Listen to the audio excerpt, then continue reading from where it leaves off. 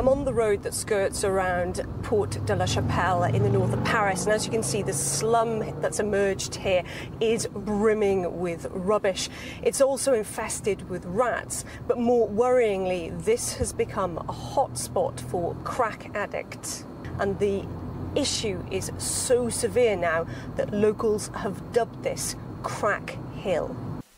A little further up the road, it's not long before we come across people who appear to be smoking crack in broad daylight.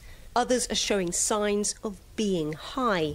Often known as the poor man's drug, crack is a derivative of cocaine, mixed with baking soda or ammonia. It's the most addictive form of the drug.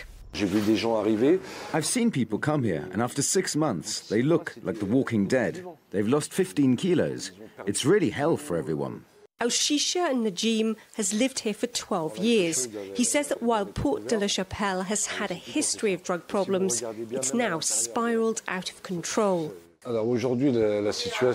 the situation in Porte de la Chapelle is catastrophic.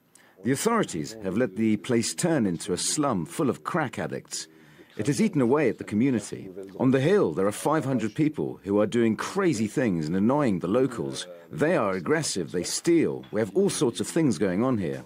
About 5 years ago, there were around a dozen of them. We knew who they all were. But today it's 500, and the state has completely abandoned everyone.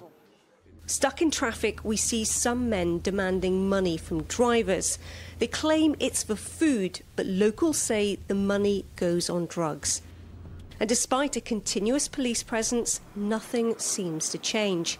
Some officials are now claiming this is the crack capital of France. The scale of the problem is such that Porte de Chapelle is the biggest selling point and consumer of crack in France. There are now demands for an emergency plan to be instigated to combat the problem.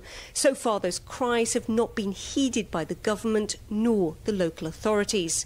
And for now, the people who live in Porte de la Chapelle and its surrounding areas remain in fear as the crack addiction continues to explode. Charlotte Dubinsky, RT, Paris.